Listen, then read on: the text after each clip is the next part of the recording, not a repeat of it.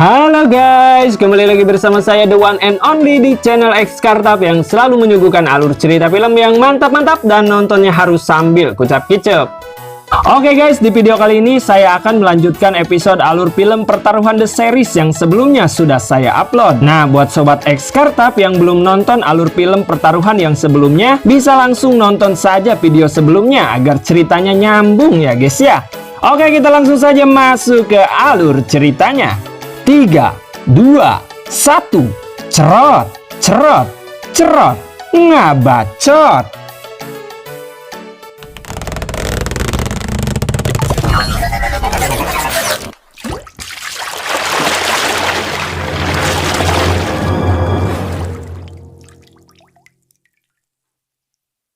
Diceritakan Jamilah yang tertusuk di episode sebelumnya hingga nyawanya pun tidak terselamatkan alias mati. Hal itu membuat Eljan dan Ical terpukul atas kejadian tersebut. Di sisi lain terlihat Wulan yang masih setia menanti kedatangan ibunya pulang di hari ulang tahunnya.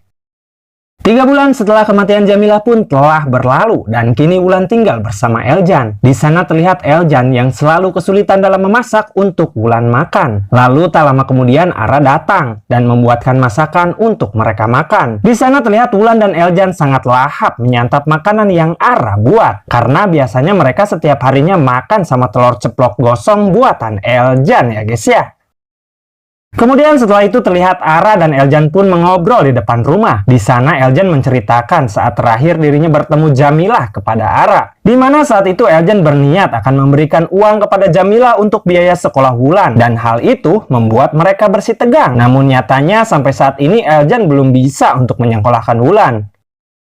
Keesokan harinya Rio membawa Lila anaknya untuk kontrol ke rumah sakit. Di sana dokter menyarankan kepada Rio untuk mengambil tindakan operasi terhadap anaknya sesegera mungkin. Namun Rio masih bingung dengan biaya operasi tersebut yang memang sangat mahal. Di tempat lain terlihat Ical yang masih saja merasa bersalah atas kematian Jamilah. Dan setelah itu terlihat di rumah Eljan kolektor bank sedang mengatur pelelangan rumahnya. Eljan yang merasa kalau perjanjiannya tidak seperti itu pun lantas merasa kesal. Dan berkata kalau dirinya akan membayar semua hutangnya terhadap pihak bank tersebut. Di sisi lain terlihat Ical yang dari kejauhan melihat kejadian tersebut. Dan hal itu seakan membuat Ical berpikir kalau semua itu adalah ulahnya karena dulu dirinya menggadaikan surat rumahnya untuk biaya pengobatan ayahnya kala itu. Nah, ini surat perjanjiannya. Keesokan harinya terlihat Eljan dan Rio sedang mendatangi salah satu showroom mobil untuk menarik mobil dari salah satu debiturnya. Awalnya debitur tersebut ngotot terhadap Rio. Namun setelah Rio membisikkan kata-kata manis, akhirnya debitur itu pun luluh dan kemudian membayar angsuran mobilnya kepada Rio.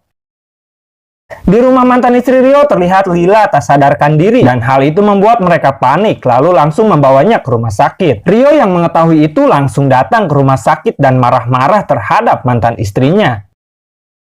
Kemudian di sana pun Rio mengatakan kepada dokter untuk segera melakukan operasi terhadap anaknya. Hingga hal tersebut membuat Rio harus bekerja keras demi mendapatkan banyak uang untuk biaya pengobatan anaknya.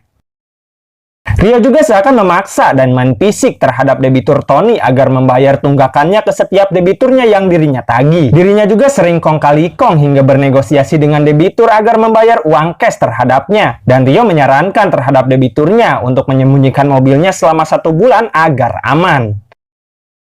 Dan hal itu membuat Eljan heran dengan tingkah laku Rio yang tidak seperti biasanya. Hingga Eljan mengatakan kepada Rio kalau Rio sendirilah yang bilang kepada Eljan bahwa jangan pernah ada pemikiran untuk nilep uang tagihan. Namun hal itu malah Rio lakukan dan membuat Eljan bertanya-tanya terhadap sahabatnya tersebut. Hingga akhirnya Rio membawa Eljan ke rumah sakit. Dan itulah alasan dirinya melakukan hal tersebut. Lalu Eljan menyarankan kepada Rio untuk meminta bantuan saja terhadap Tony. Namun menurut Rio hal itu bukanlah jalan keluarnya. Hingga Rio pun menceritakan kenapa dulu dirinya masuk penjara kepada Eljan.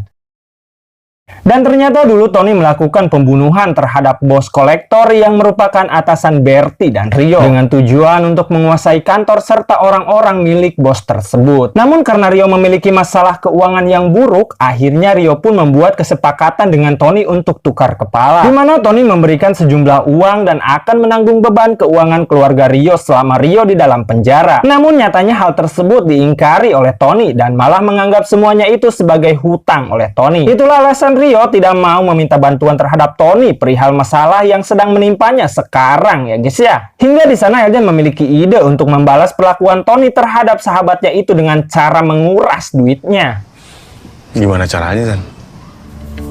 Kita kuras duitnya.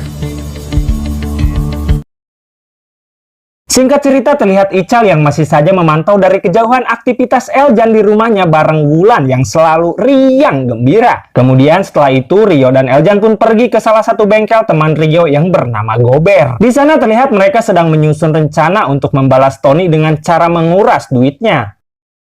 Awalnya Gober menjelaskan bagaimana cara kerja perusahaan Tony. Menurut Gober, semua hal yang memakai skema cicilan pasti memakai asuransi. Nah, maka dari itu, ketika barang yang hilang, pasti pihak perusahaan akan mengklaim asuransi dan pihak asuransi akan mengganti barang tersebut kepada pihak perusahaan itu. Oke, jadi tugas Eljan dan Rio selanjutnya yaitu bagaimana caranya bisa mengambil semua data debitur yang macet dari kantor Tony. Hingga akhirnya mereka pun berhasil mengambil semua data debitur yang macet dari kantor Tony secara diam-diam ya guys ya. Silaman nih. Ada yang 2 tahun. Terus kalau bisa lu pilih mobilnya yang bagus. Keesokan harinya mereka pun mulai melancarkan aksinya untuk mengambil mobil dari setiap debitur yang telah mereka targetkan. Hingga berbagai hal pun mereka alami di lapangan. Dari mulai dikejar-kejar ormas sampai-sampai mereka pun bertemu dengan Apoy alias Big Show, kawan mereka saat di penjara dulu. Apoy! Apoy! Dan mengejutkannya, ternyata sekarang Big Show tinggal di rumah megah bak istana dengan segala kemewahan sebagai kepala satpam. Kemudian di sana Eljan dan Rio pun memberitahu maksud dan tujuan mereka datang ke rumah tersebut kepada Big Show, yaitu untuk menarik salah satu mobil yang masih memiliki tunggakan dalam kreditnya. Dan dengan santunya Big Show pun mempersilahkan dengan senang hati kepada sahabatnya itu untuk membawa mobil tersebut. Karena ternyata bosnya Big Show lupa kalau dirinya memiliki mobil Mercy yang akan mereka tarik. Sebelum pergi, Big Show pun berpesan kepada mereka berdua untuk tetap berhati-hati dalam melakukan setiap pekerjaannya. Setelah berhasil, Eljan dan Rio membawa setiap mobil tarikannya ke bengkel Gober. Kemudian bagian Gober lah yang beraksi untuk mencari pembeli terhadap mobil-mobil bodong tersebut. Hingga mereka bertiga pun banyak meraup pundi-pundi uang dari hasil mengelabui Tony atas mobil-mobil tarikan yang dijual bodong itu ya guys ya. Dari uang itu Eljan bisa membayar setengah dari sisa hutangnya kepada pihak bank dan sudah bisa membiayai Wulan untuk sekolah. Sedangkan Rio sedikit demi sedikit bisa menyicil biaya untuk operasi anaknya. Di rumah sakit terlihat Ara dan Rio sedang mengobrol. Di sana Rio berkata kepada Ara bahwa di dunia ini hanya Eljan, Ara, dan Lila yang dirinya punya. Maka dari itu Rio meminta kepada Ara untuk jagain Lila selama Rio sedang tidak ada. Singkat cerita, ternyata Tony secara tidak langsung telah mengetahui apa yang Rio dan Eljan lakukan di belakang Tony. Karena ternyata saat Eljan dan Rio mengambil mobil Mercy dari rumah bosnya Big Show tempo hari, dan kebetulan saat itu juga Tony telah memerintahkan 2 orang kolektornya untuk menarik mobil tersebut. Namun mereka berdua kalah cepat oleh Eljan dan Rio. Hingga mereka berdua pun melaporkan aksi Eljan dan Rio tersebut kepada Tony. Oleh karena itu terlihat Tony pun kesal dan telah merasa dikhianati oleh Eljan dan Rio. Dan di kantor Tony juga terdapat sosok Romo yang merupakan musuh Eljan dan pembunuh Bertie. Di sisi lain terlihat Ical datang ke rumahnya untuk menemui Eljan dan Wulan. Di sana Ical pun terlihat memberikan sejumlah uang kepada Eljan dengan tujuan untuk membantu Eljan menyicil tunggakan rumahnya tersebut ya guys ya. Gak usah Cal, santai. Lagi pula gue juga dikerjakan. Namun Eljan seakan tidak mau menerima pemberian dari Ical. Karena menurut Eljan, Ical sudah terlalu banyak berkorban selama Eljan di dalam penjara. Dan sekarang giliran Eljan lah yang bertanggung jawab atas semua masalah yang menimpa terhadap rumahnya kepada pihak bank. Terus lu mau ngapain? Hah? Ngerampok bang? Namun hal itu membuat Ical tersinggung hingga mengungkit-ungkit masa lalu Eljan dan almarhum abang-abangnya yang lain saat merampok bank kala itu. Ical juga di sana langsung teringat kejadian di mana dirinya mencabut selang oksigen Pak Musa, hingga suasana saat itu pun berubah menjadi canggung dan kemudian Ical pun pergi. Ya, lu nggak pecah?